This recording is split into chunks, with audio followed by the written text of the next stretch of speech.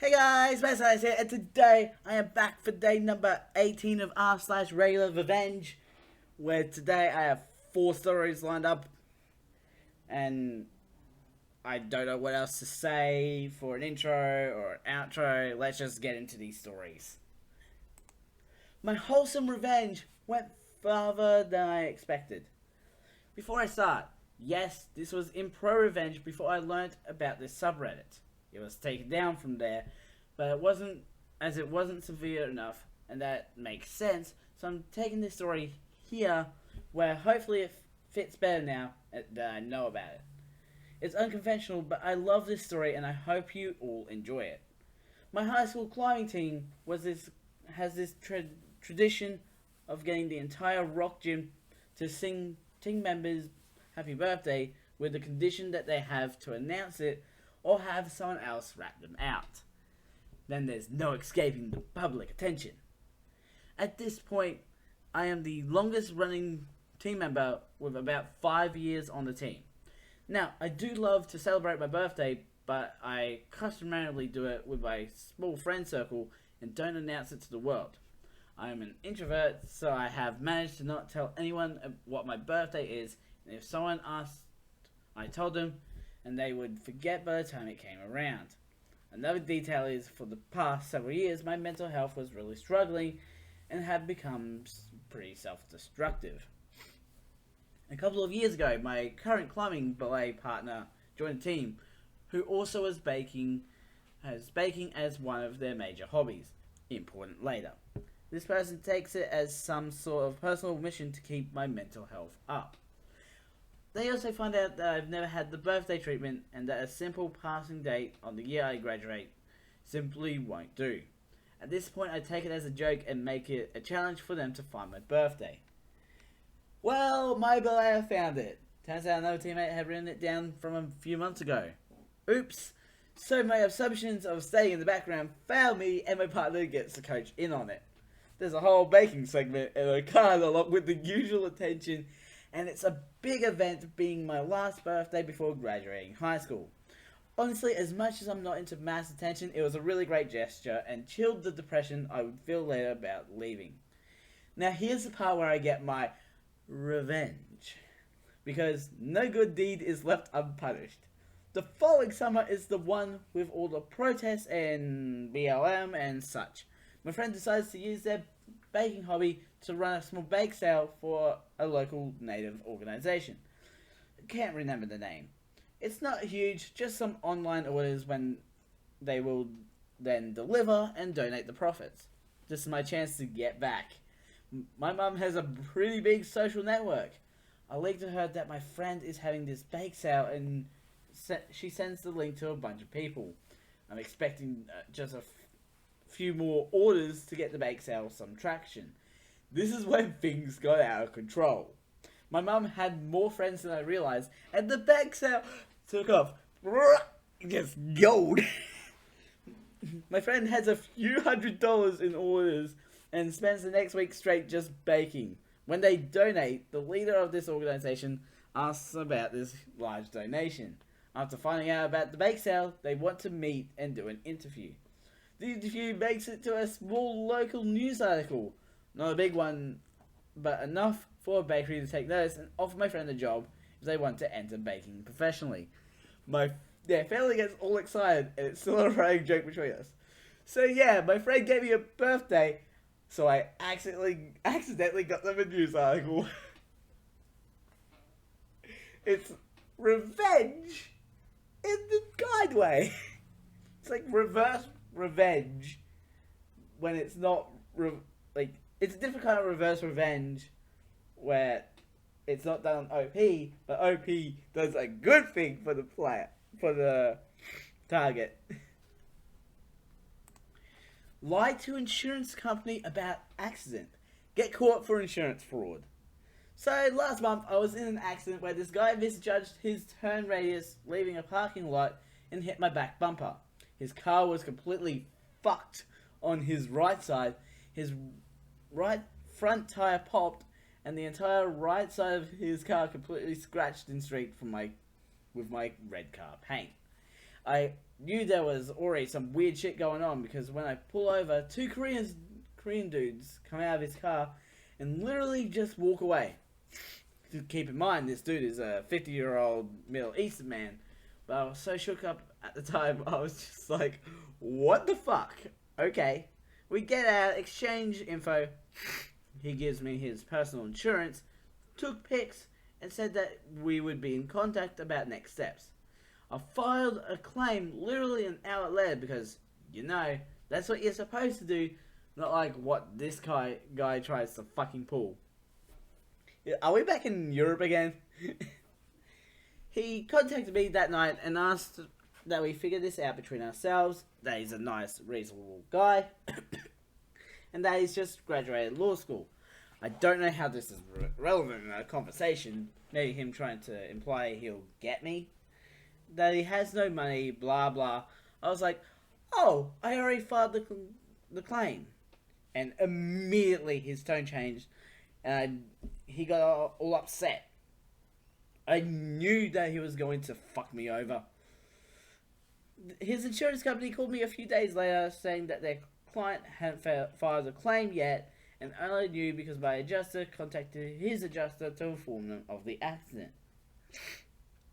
So they asked for my side of the story, which I gave honestly. They told me they were obliged to give their client 14 days to contact them back before making a judgment. This was already 4 days after the accident, and I was like, what the fuck? This driver is sketchy as fuck. A few days later, I get a call from their insurance. They determined the liability was 100% on me.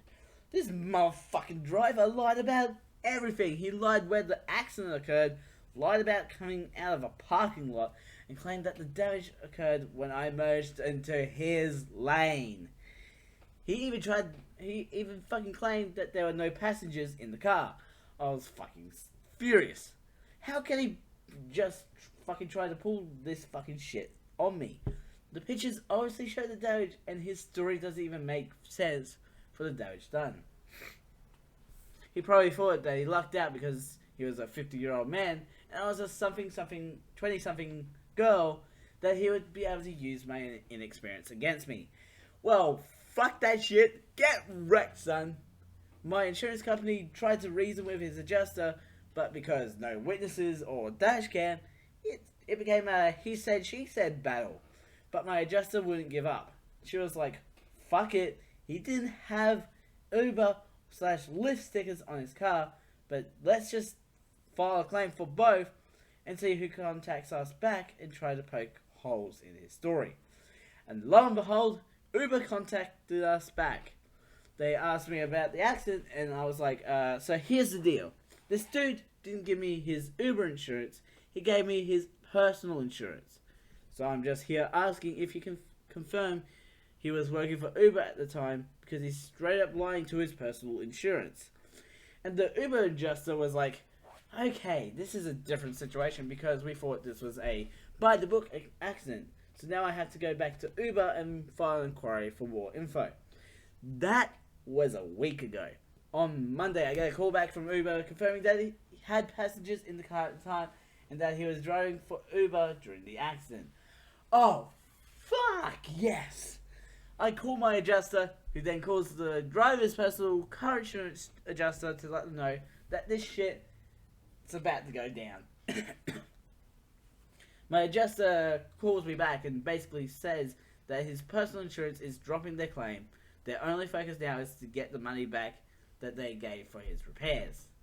My adjuster then tells me that the driver essentially committed insurance fraud by lying about everything, and that he could have been trying to double dip both Uber and his own personal insurance, and that now this dude has a whole set of other issues to deal with. She tells me that his personal insurance is going to be contacting Uber and getting more info before moving on, but I get the impression that this dude is fucked. Got a call from Uber literally yesterday after I sent in estimates for my repair. They're going to hook me up next week with a rental car and pay for my repairs ASAP. I'm so fucking thrilled and had the biggest justice boner ever and it was fucking fantastic. I know I was lucky because if it wasn't for those two passengers, I likely would have been fucked. I only have liability insurance, and I'm definitely going to invest in dash cams, but damn, this was a journey for my first accident. I'm going to be living off this fraudulent fraud for the entire year. I don't know what that word is. It might be just insurance fraud.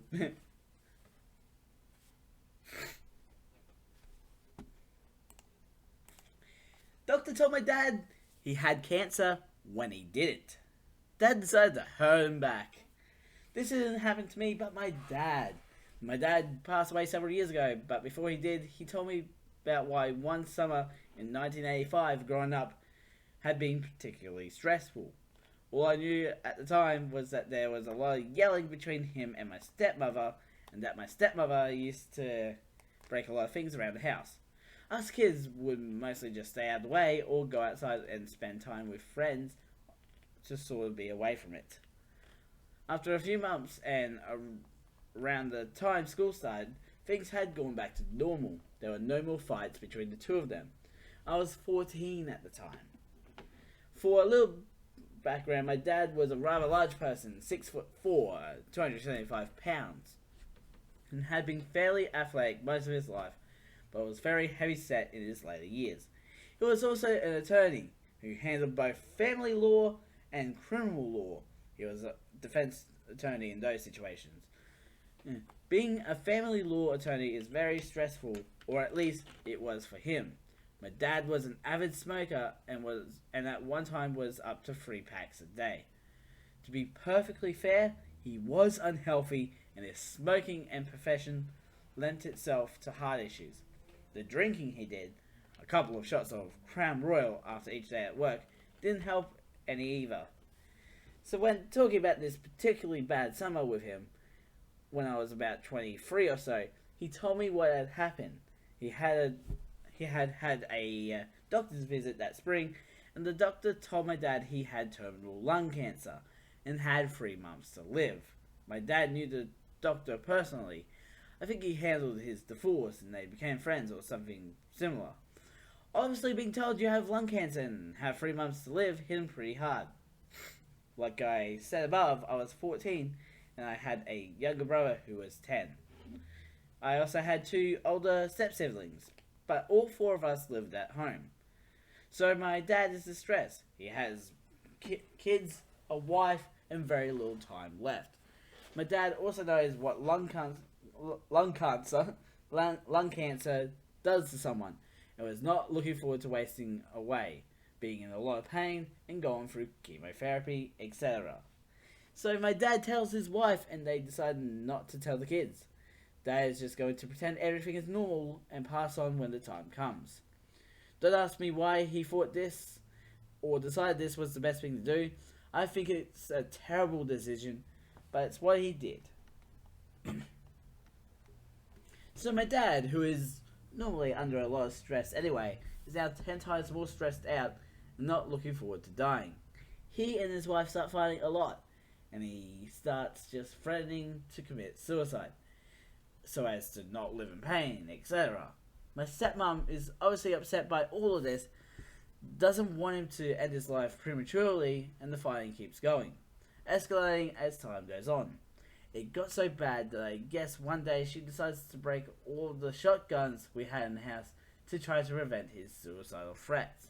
This led to him throwing things around the house, breaking dishes, etc. It was pretty awful.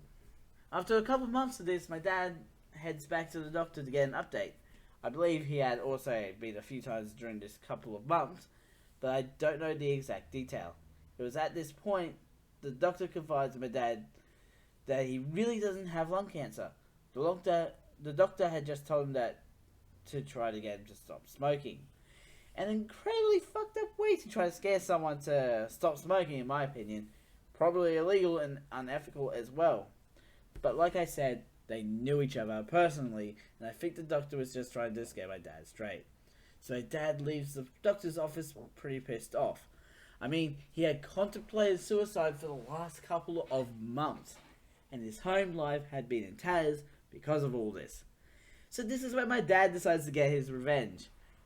Having been a criminal defense attorney, Dad knew some of the local police and local police detectives.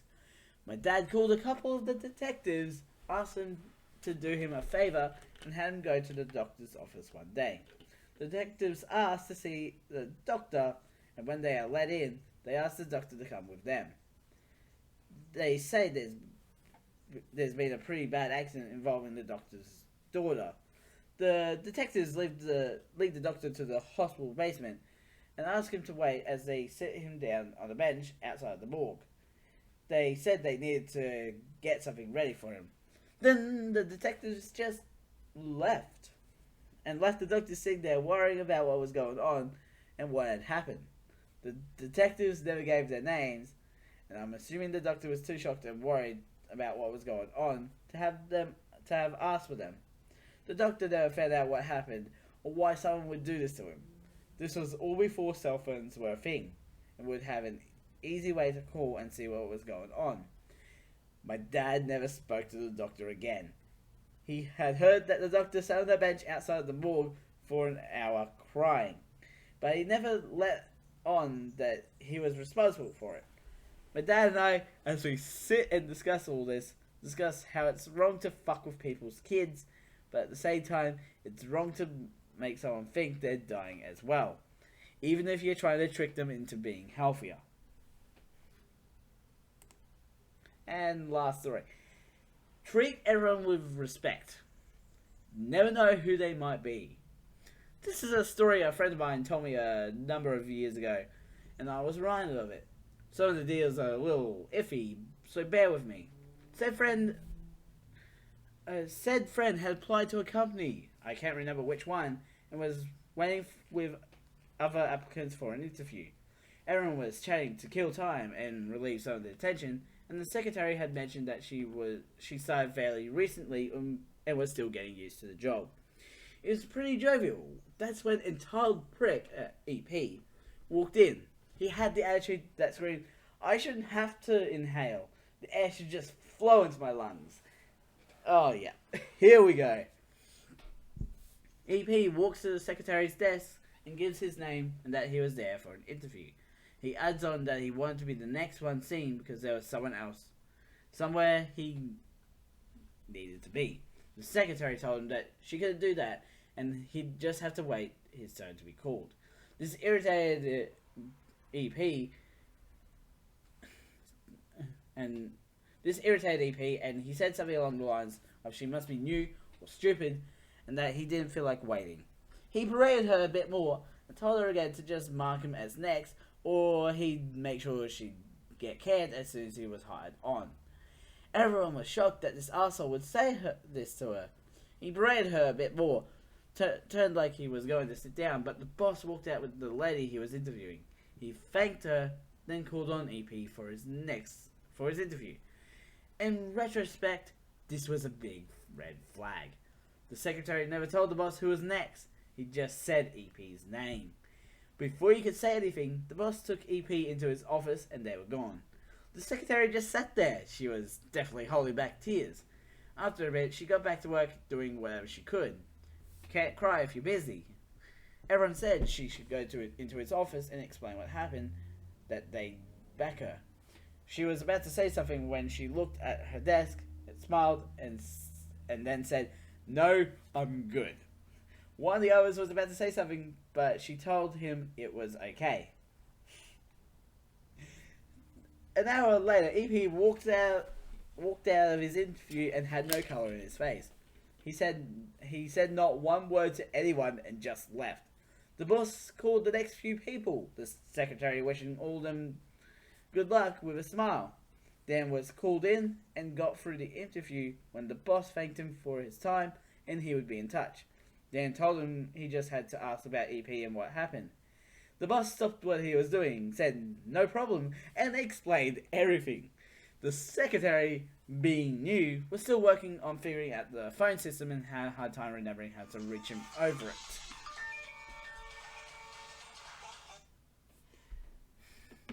So he came up with a solution for during the interviews. They just leave the line open, mute his end so people wouldn't hear what he was doing, and turn down his speaker. During the latest interview, he needed to ask his secretary a question.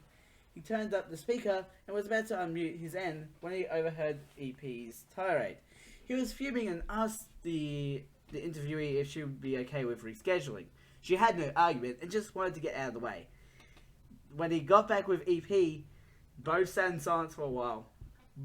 Boss then told him that he heard the shit EP said to the secretary. Before EP could say a word, the boss told him that he wanted to hire someone that he could depend on, so he hired his wife. Queuing ass chewing for the history books. He then told EP that not only was there no way in hell he was hiring him, but he was also going to call the HR of other companies that were in the area and let them know what he did. This would effectively kill any chance of him getting a job with any of those companies. When EP said he couldn't do that, the boss told him that what he said wasn't said during his interview. So he wasn't under any kind of protection, if any. The boss then told him to get the fuck out. Friend didn't get the job, but he was content with the experience. TLDR, the douche cusses out a boss's secretary wife, killing any job prospects. Sorry with the interruption of the call, I better get that. Links will be in the description to both my main channel and also my Reddit, what is basically my Reddit channel at this point, with links on the screen to the playlist and the last episode. Don't forget to subscribe and hit the notification bell so you know when the next video comes out. A ding, ding. I'm the Mad Scientist. Mad Scientist out.